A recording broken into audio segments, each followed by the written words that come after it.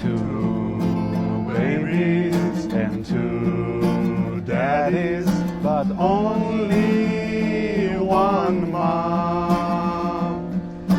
What have you done? You need to choose one, unless it's a threesome.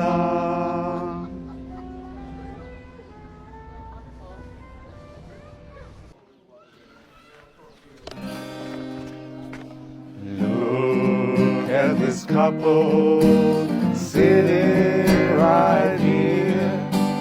They've been in love for many good years. Now is the time to propose. He's gonna get on his knees and she's gonna say,